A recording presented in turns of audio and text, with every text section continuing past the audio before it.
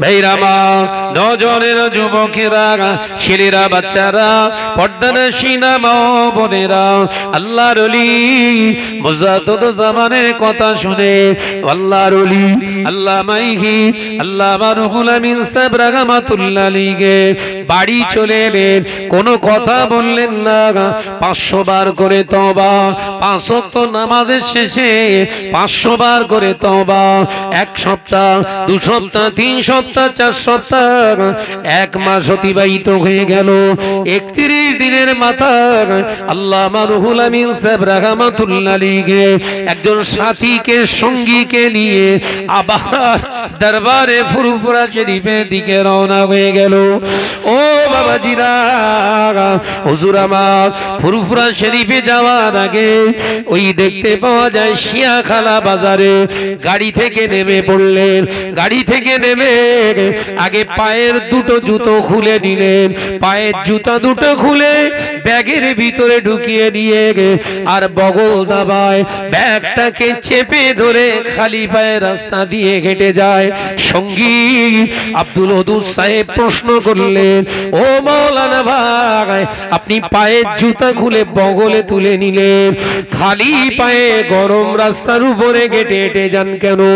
আল্লাহর ওলি হযরত আল্লামা রুহুল আমিন সাহেব রাহমাতুল্লাহ আলাইহি ঝরঝর করে কেঁদেছিলেন।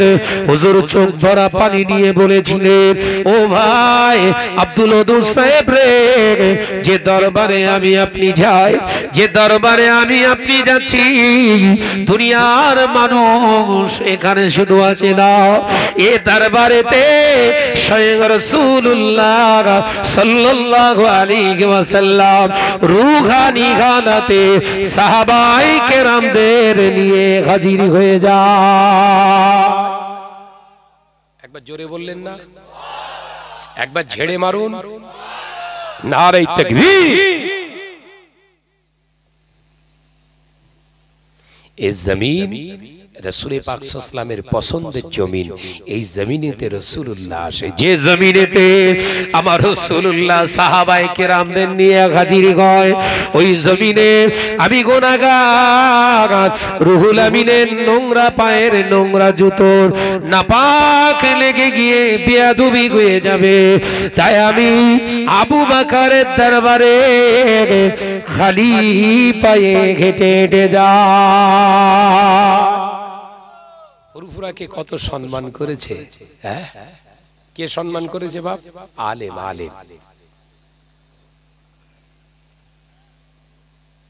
রতনে রতন চেনে, আর ওই ছোট হাতি চেনে কচু। ছোট হাতি জানেন তো, ঘত করে। যত ফেভার খাবার দাও না কেন, কচুর দিক নজর। কথা বলছেন না কেন? রাগ করছেন নাকি? এসব জানা বোঝার দরকার আছে না নাই? আমি কোরআনের অথেন্টিক একটা আয়াতে কারিমা রেখেছি, এটাকে ভালো করে মগজ ধোলাই করছি। একটা আয়াতে শিক্ষা নিয়ে যান, দুটো বলবো না আমি, একটা আয়াত।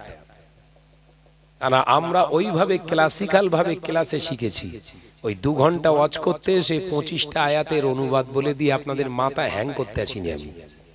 ও মৌলী সাহেব আমি না। একদিনে ক্লাস করে আমরা তাফসিরে জালালাইনে, আমাদের হুজুর কেবলারা তাফসিরে জালালাইন পড়াতেন, 1টা থেকে 2টো আয়াতের তাফসির করাতেন, 50 মিনিট শেষ। 2টো আয়াতের তাফসির কত মিনিট? 50 মিনিট। আমরা ছাত্র ছিলাম, আউয়াল থেকে পড়াশোনা করে আলেম ফার্স্ট ইয়ার সেকেন্ড ইয়ার থেকে এবারে তাফসীর শুরু। তখন যদি 2টো আয়াত পড়ি আমাদের বোঝায়, আপনারা তো মাদ্রাসার চৌকাট ডেঙ্গান নেই, আপনাদের 10টা আয়াত ধরার ক্ষমতা আছে? এ তো ওভারফুল করা হচ্ছে, ধোঁকা দিচ্ছে সমাজকে। এখানেও ধোঁকা। কোরআনের আয়াত তেলাওয়াত করলে তো মাশাআল্লাহ সওয়াব, অবশ্যই সওয়াব।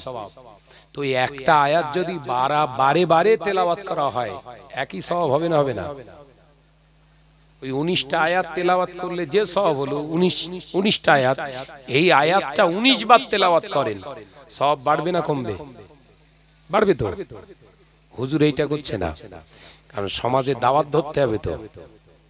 সবাই গল্প করবে, লক্ষ্মীনারায়ণপুরের ছেলেরা পুরো পাগল, ওরে সর্বনাশ, শাহনাজ ভাই একদম আয়াত নাম্বার, পৃষ্ঠা নাম্বার, সূরার নাম্বার, একদম কত লম্বন লাইনে আছে সব টোটাল বলে দিচ্ছে। ওরে আবার লিয়ায়, কথা বুঝতে পারছেন না? আদতে কি শিখলেন? Best of zero. রেজাল্ট কি? Best of zero. একটা আয়াতের অনুবাদ তাফসীর আপনার আর মনে নেই, কিন্তু শাহনাজ এই 2 ঘন্টা ওয়াজ করবে একটা আয়াতের উপরে, অন্তত একটা বছর কম না হলেও আপনাদের এই তাফসীরটা মনে থাকবে। এই কথা ঠিক না বুঝতে বলেন? তাহলে কোনটা লাভ হবে? 25টা না একটা? ওই জন্য হুজুর কেবলারা আমাদেরকে এইভাবে তাফসীর শেখাতে। মেয়েরামা, নজরেরা, যুবকেরা, ছেলেরা, বাচ্চারা, পর্দার শিরা মা ও বোনেরা, আলোচনা বুঝো। আল্লাহর ওলি মুজাদ্দিদ জামানের দরবারে আসে। মুজাদ্দিদ জামান দাদা জানো হুজুর পীর কেবলা রাহমাতুল্লাহ আলাইহি দূর থেকে দেখতে পেলেন আমার রুহুল আমিন আসে। দরবারে বসেছিলেন। মুরিদ মুতাকিদিনদের বললেন, বাবা উঠে পড়ো, দাঁড়াও, আমার দরবারে একজন মাওলানা আসে বসিরহাট থেকে। আল্লামা রুহুল আমিন সাহেব রাহমাতুল্লাহ আলাইহি হুজুর দরবারে আসে। মুজাদ্দিদ জামান নিজেও দাঁড়িয়ে গেলেন, মুরিদদেরকে নিয়ে দাঁড়িয়ে গিয়েছে। আল্লামা হুজুর দূর থেকে দেখতে পেলেন, আমাকে দেখে বোধহয় দাঁড়িয়ে গিয়েছে। হুজুরও দাঁড়িয়ে পড়েছে, হাঁটা বন্ধ করে দিলেন। মুজাদ্দিদ জামান ইশারা করে ডাকলেন, ও বাবা রুহুল আমিন, দাঁড়িও না বাবা, এসো আমার কাছে এসো। আল্লামা রুহুল আমিন রাহমাতুল্লাহ আলাইহি মুজাদ্দিদ জামানের কাছে আসলেন। আল্লামা দাদা জানো হুজুর পীর কেবলা মুচকে হেসে বললেন, ও বাবা রুহুল আমিন, তুমি 30 দিন আগে এসেছিলে আমার দরবারে, আমি তোমাকে দেখে সম্মান করতে পারিনি। কেন জানো? তোমার ভিতরে ইলম ছিল, রাসূলুল্লাহর সুগন্ধ ছিল না। ইলমের ভিতর দিয়ে আমি আবু বকর রাসূলুল্লাহর সুগন্ধ পাইনি। আজ তুমি 30 দিন পরে, 31 দিনের মাথায় আমার দরবারে আসছো, আমি আবু বকর দূর থেকে ঘ্রাণ পাচ্ছি। আমার দরবারে যে রুহুল আমিন এখন ঢুকছে, শুধু ইলম ওয়ালা রুহুল আমিন নয়, ওই ইলমে রুহুল আমিনের ভিতর থেকে রাসূলুল্লাহর সুগন্ধ পাওয়া যায়। একবার জোরে বলেন, চিল্লে বলেন। সেই জন্য আমি আবু বকর এই রাসূলুল্লাহর সুগন্ধ যে আলেমের ভিতর থেকে আমি ঘ্রাণ পেয়ে যাই, সেই আলেমকে দেখে সম্মান করার জন্য আমি আবু বকর দাঁড়িয়ে পড়েছি।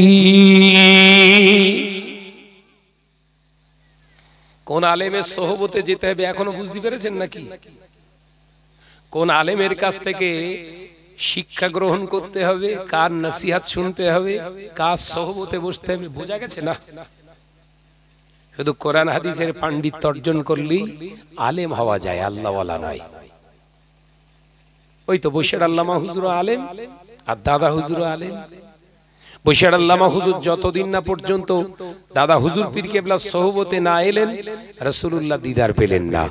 এলেন 30 দিনের ভিতরে রাসূলুল্লাহ স্বপ্ন যোগে দিদার হয়ে গেল। একবার জোরে বলেন। এখন কিছু হাইব্রিড মৌলী সাহেব বেরিয়েছে, তারা বলল খেয়ে দেয়ে কাজ নেই, নবীর দিদার পেচ্ছে। ওই কথা বেরোবে কেন বলেন দিন? কেন তা হাইব্রিড মাগুর মাছ আর দেশি মাগুর মাছ এক, দাম এক, টেস্ট এক। হাইব্রিড যা পেয়েছে সব ঢুকিয়েছে। কত বুঝাচ্ছেন না? হাইব্রিড মাগুর মাছকে কি দিলে খায় না বলেন দিন? বলেন, একজন বলেন। হাইব্রিড মাগুর মাছে গেঁড়ি ভাঙা মানে শামুক ভেঙে দেবেন, গপ করে খাবে। গোবর দেবেন, খাবে। মানুষের পায়খানা দেবেন, ঝেড়ে দেবে।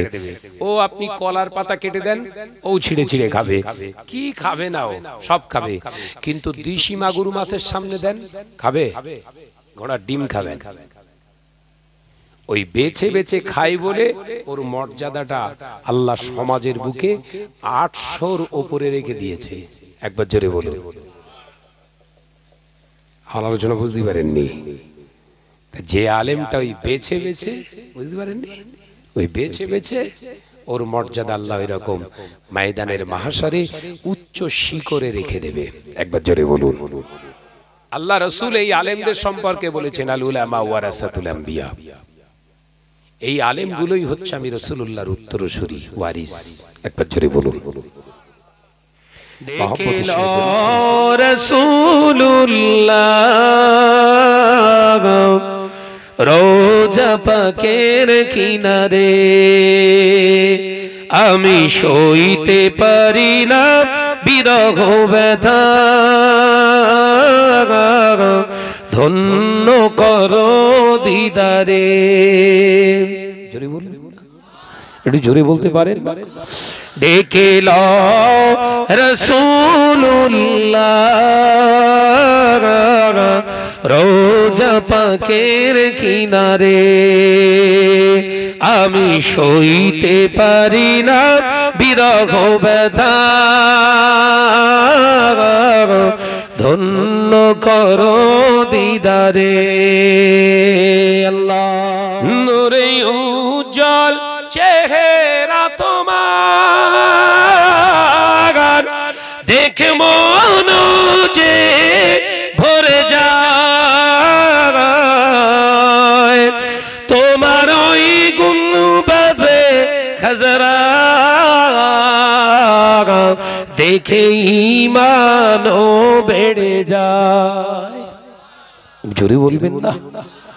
এট ফার্স্ট যখন মদিনা শরীফে হাজিরা প্রবেশ করে না, দূর থেকে রাসূলুল্লাহর রওজা মোবারকের ওই গম্বুজে আতার, আল্লাহ রাসূলের এই গম্বুজে খাজরা দেখা যায়।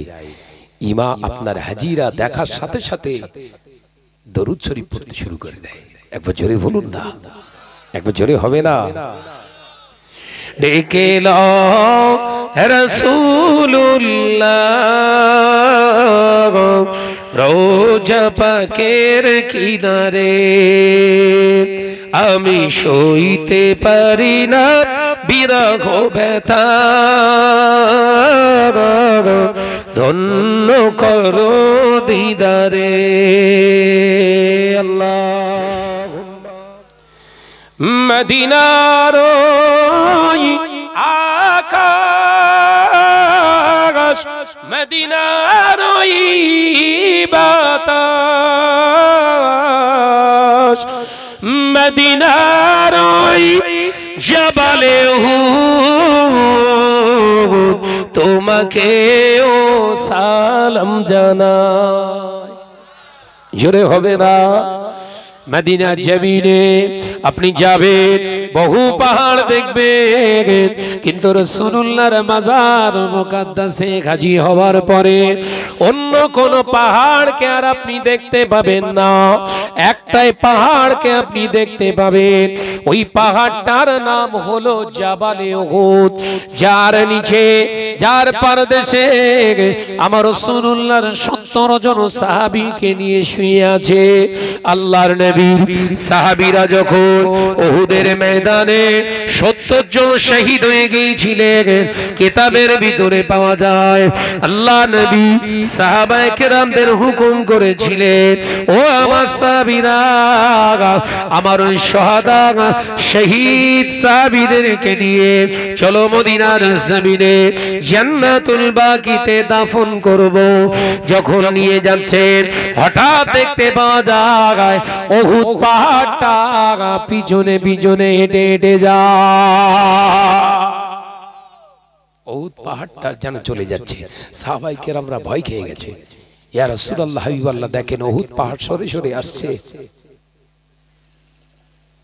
ইয়া রাসূলুল্লাহ, হাবিবাল্লাহ, উহুদ পাহাড়টা যেন আমাদের পিছনে পিছনে আসছে।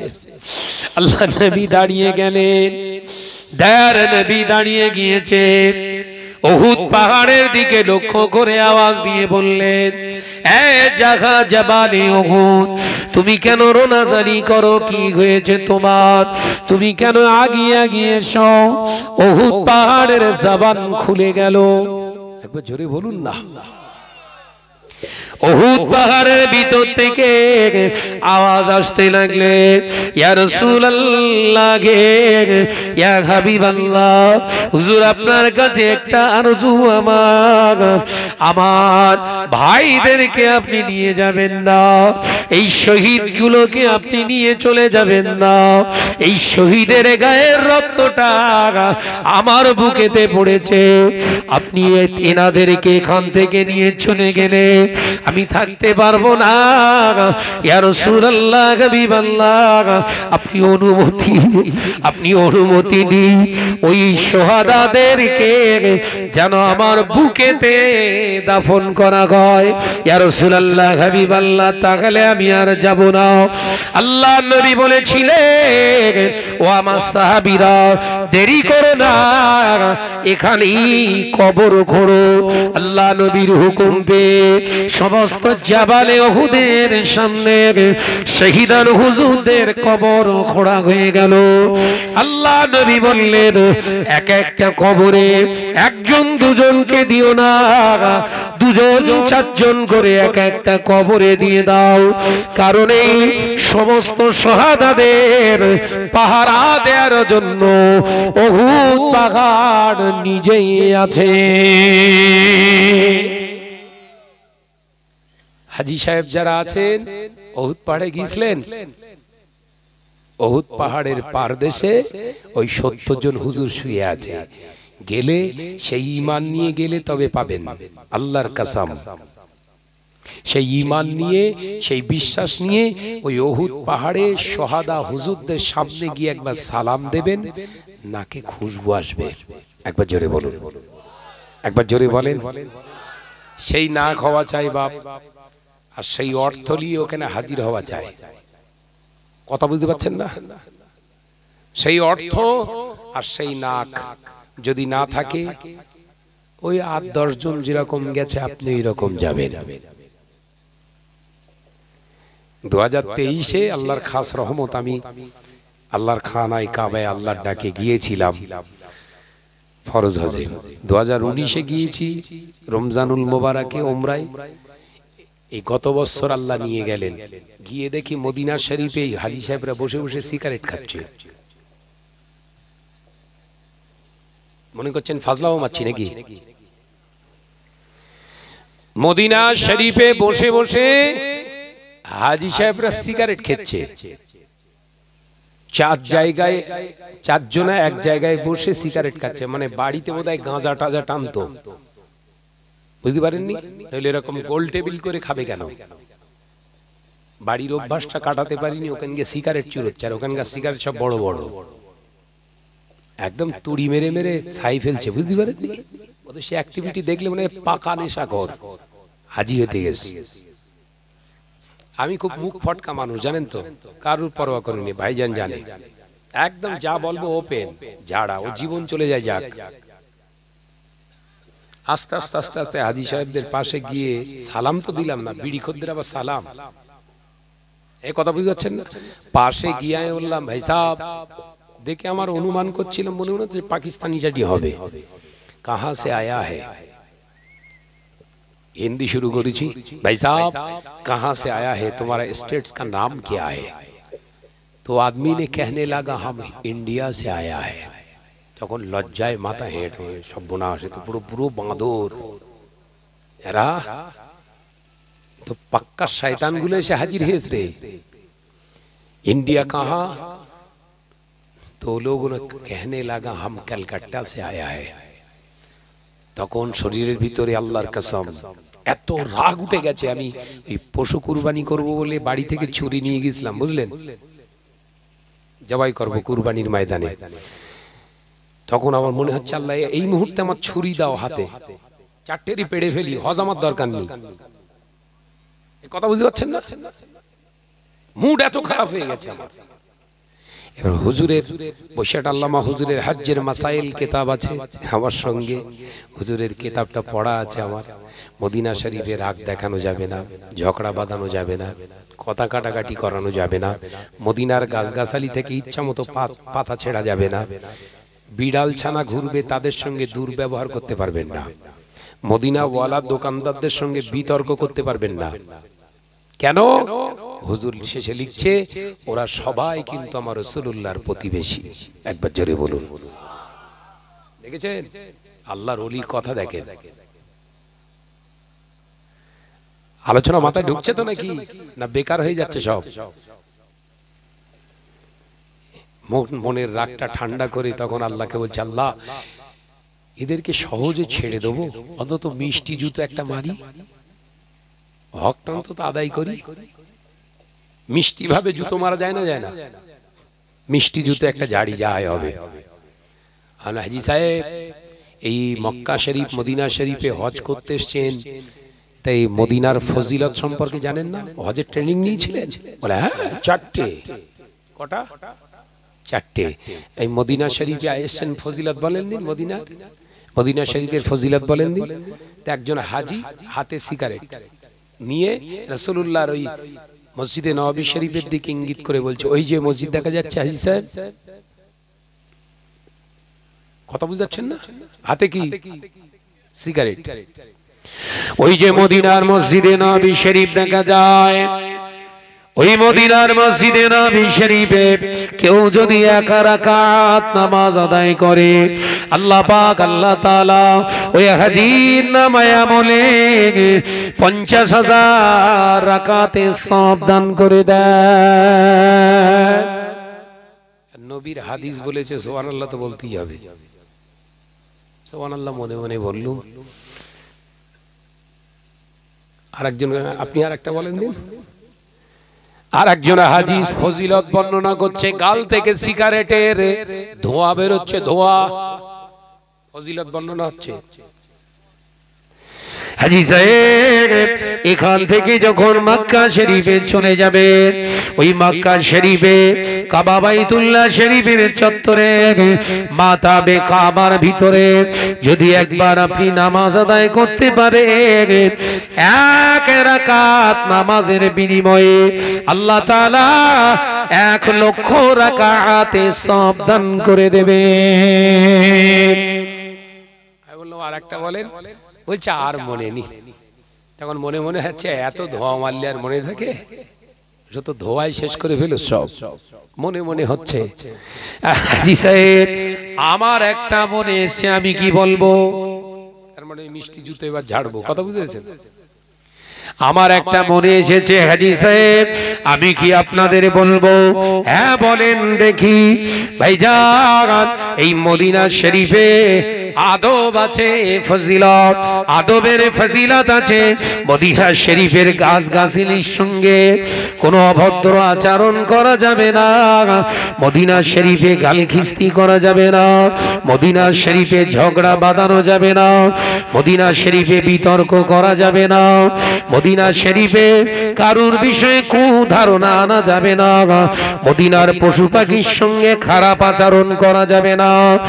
ও হাজী সাহেব আল্লাহর কসম, মদিনার আকাশ বাতাস যদি, মদিনার গাছগাছালির প্রতি যদি এত গুরুত্ব থাকে, সেই মদিনায় যদি রাসূলুল্লাহর দেশে বসে যদি কেউ যদি একটা সিগারেট খায়, ওর নামে আমলে একটা সিগারেট খাওয়ার গুনাহ লেখা হবে না, 50,000 সিগারেট খাওয়ার গুনাহ লেখা হবে।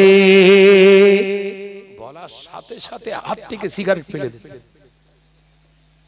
একটু হেকমত চালালাম, বুঝলেন? কিতাবের কথা না বলে এটা, ওই ঝাড়বো বলে। 50,000 সিগারেট খাবার গোনা লেখা হবে। সাথে সাথে 4 জনায় সিগারেট ফেলে দিয়ে চাতক পাখির মতো চেয়ে আছে। ভাইজান আপনার কথা শুনে মনে হচ্ছে আপনি আলেম। না না, আলেম না, এমনি ওই একটু আধেক আর কি, আলেম না। ভাইজান আপনাকে দেখে মনে হয় আপনি আলেম। এবার আপনি বলুন, আমরা 10 দিন এসেছি, প্রথম ফ্লাইটের যাত্রী আমরা, তখন আমিও বলে ফেললাম, আমিও তো প্রথম ফ্লাইটের যাত্রী ছিলাম, প্রথম ফ্লাইট। শুনে রেখে দিন, তার মানে আপনাদের যাবার সময় মাগরিবের পরে, আমার যাবার সময় ফজরের নামাজ আদায় করে জিয়ারত করব, রাসূলুল্লাহর সঙ্গে শেষ সালাম আখিরি সালাম দিয়ে চলে যাব। আমাদের গাড়ি প্রথম আছে। হাজী সাহেব ওয়াক্ত আছে, সময় আছে, বলুন কি করতে হবে? ভাইজান আমাদের মাফ হবার অবস্থা কি হবে? কোথায় গেলে মাফি পাবো? হাও হাও করে চারজন কাঁদতে শুরু করেছে, কারণ বিবেকের দরজায় জুতো মারা হয়েছে। জুতোটা মেরিস কোথায়? পুরো বিবেকের উপরে, একদম দরজা শাটকর খুলে গেছে। ঝরঝর করে কাঁদছে। ভাইজান অবস্থা কি হবে বলে? আমি বললাম অবস্থা একটা, ওই যে অজুখানা আছে চলে যান, অজু বানিয়ে নেন, মুখটাকে পরিষ্কার করুন, দুর্গন্ধ মুখ নিয়ে রাসূলুল্লাহকে সালাম দেবেন না। যান মুখকে ভালো করে সাফাই করে অজু বানিয়ে নিয়ে বাবু সালাম দিয়ে ঢুকে যান।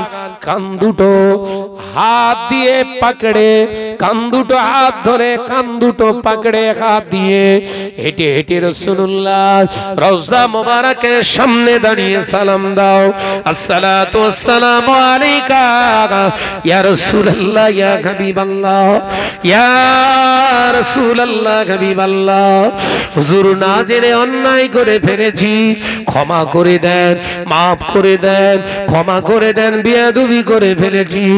আল্লাহ নবী যদি একবার বলে যাও উম্মত মাফ করে দিলাম, আল্লাহ এক চান্সে ক্ষমা করে দেবে। চারজন হাজী পাগলের মতো ছুটছে, এবার বুঝতে পারেননি? পাগলের মতো ছুটছে কেন বলেন তো? ওই বিবেকের দরজা খুলে গেছে। তাই হজ করলে কিন্তু হাজি না, কোন টাকা নিয়ে গেছি সে কৈফিয়ত দেয়া লাগবে। বুনের ফারাইজ বিক্রি করে হজ করেছ, ভাইয়ের অংশ বিক্রি করে হজ করেছ, গরিবের মাল মেরে মুচড়ে খেয়ে হজ করেছ, ধোলাই হবে ধোলাই। কথা বুঝতে পারুনি? হজ করলে হাজি না রে বাপ, শরিয়াতে সিস্টেম মেনে হজ। বুঝতে পারেননি যে এবছরে হজ করেছে 26 লক্ষ মানুষ। কত লক্ষ? 160টা দেশের মুসলমান হজে গেছে 2023-এ। 160টা দেশ থেকে মুসলমান এসছে হাজি। 26 লক্ষ হাজি জামারাতে যে পাথর মারতে হয় শয়তানের, বুঝতে পেরেছেন তো? 7টা করে যদি মারা হয় 26 লক্ষ ইনটু 7, কটা পাথর আছে? কথা বুঝতে পারছেন না কেন? 26 লক্ষ ইনটু 7টা প্রথম দিন, তারপরের দিন 21টা, তারপরের দিন আবার 21টা। ভাই পাথরের বিরাট বড় পাহাড় হবে না? কিন্তু অবাক হয়ে যাবে, কোন মেশিন সাফাই করাটার ওখানে কিচ্ছু নেই।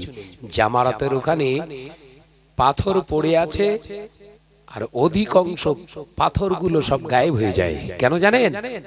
যার হজকে আল্লাহ কবুল করেছে তার পাথরটাকে আল্লাহর রহমতের ফেরেশতারা তুলে নিয়ে চলে যায়। একবার জোরে বলুন। বুঝতে পেরেছেন? যাদের নসিবে হাজ্জাতান মাবরুর মকবুল হয়ে গেছে, আল্লাহর দরবারে গ্রহণযোগ্যতা হয়ে গেছে, প্রতিটা জায়গায় সে সাকসেসফুল। ওই মিনার ময়দানে একটা মসজিদ আছে, মসজিদে খায়েফ। এটা সব মৌলভী সাহেব জানে না, ও কিতাব কেটে কেটে বার করতে হবে। মসজিদে খায়েফ, আর ওই মসজিদে খায়েফের একটা মেম্বার আছে। মসজিদে খায়েফের ভেতর একটা মেম্বার আছে, মেম্বারে খব্বার বলা হয়। ওই মেম্বারে খব্বারের নিচে 70 জন নবীর মাজার আছে। সুবহানাল্লাহ বলেন, জোরে বলবেন না? কতজন নবীর বললাম? 70 জন নবী। ওইখানটায় রাসূল পাক সাল্লাল্লাহু আলাইহি ওয়াসাল্লাম সমস্ত নবী আলাইহিস সালাম দোয়া করেছেন, দোয়া কবুল হয়। একবার জোরে বলুন। রাত তখন 2-2:30 বাজে, মিনার ময়দান থেকে একা তাবু থেকে বেরিয়ে পড়েছি। বুঝতে পারেননি? একা বেরিয়ে পড়েছি, ধান্দায় নিজের ধান্দায় নিজে থাকতে হবে। বহু রকম ধান্দাবাজ ওখানে আছে, কথা বুঝতে পারছেন না? কিছু হাজি ধান্দাবাজ দেখি সব ওই হাজিদের খেতে দিয়েছে সেই থামসাপের মতো ঠান্ডা, ওর ওই কোটোটা হচ্ছে এনামেলের দস্তার, খুব দামি, ওই কোটো কুড়োচ্ছে দেখি যে ও বাড়ি নিয়ে আসবে 350 টাকা কেজি, ওই মাল ঘরে নিয়ে আসবে। আরাফাতের ময়দানে গিয়ে দেখি সব অঢেল মাল দান করে, তো অঢেল মাল, ছাতা দিচ্ছে, এটা দিচ্ছে, সেটা দিচ্ছে, উইলিতে পেরেশান। এইরকম যে প্যান্ডেল, এরকম 3 ডবল এক একটা খিমা, মানে তাবু আরাফাতের ময়দানে। এইরকম বড় বড় খিমার ভিতরে একসঙ্গে 400 করে হাজি আছে এক একটা খিমার ভিতরে। এসি ছাড়ারও আছে, বুঝতে পেরেছেন? আপনার ইমানি পরীক্ষা, এসি, বড় বড় এসি লাগিয়ে রেখে দিয়েছে, আবার স্পঞ্জের সিট, এইরকম সরু সরু সিট। হাজি সাহেবের ওখানে ঘুমির বাহার দেখলে মাথা কাজ করবে না আপনার। বাইরে বেরোলি 45 ডিগ্রি সেলসিয়াস তাপমাত্রা, আর ভেতরে আছে 21 ডিগ্রি, বাইরে যাবে আর কেউ? কথা বলছেন না কেন? ওই ইমানি পরীক্ষা। হাজি সাহেবরা দিব্য আরামসে ঘুমোচ্ছে, ভোঁস ভোঁস ভোঁস ভোঁস করে নাক টেনে, কিন্তু আরাফাতের ময়দানে অবস্থান করে নিজের জীবনের কৃতকর্ম, আপনার পাপাচারের দিকে খেয়াল করে ইস্তেগফার করতে হয় সারাদিন। হাজি সাহেব ঘুমিয়ে শেষ করে ফেলছে। কথা বোঝাতে পারিনি? কথা বুঝতে পেরেছেন তো? আরে হজ করলেই কিন্তু হাজি না, বোঝাতে পারলাম না? হজ করলে হাজি না, হাজি হতে গেলে 3টে শর্ত। খুলুসিয়াত, ইখলাসের নিয়ত, লিল্লাহিয়াতের জন্য হজ করবেন। দ্বিতীয় নাম্বার, হালাল অর্থ নিয়ে হজ করবেন। তৃতীয় নাম্বার, ওই হজের ময়দানে গিয়ে প্রত্যেকটা হুকুম আহকামকে খুব লক্ষ্যের সঙ্গে আদায় করতে হবে।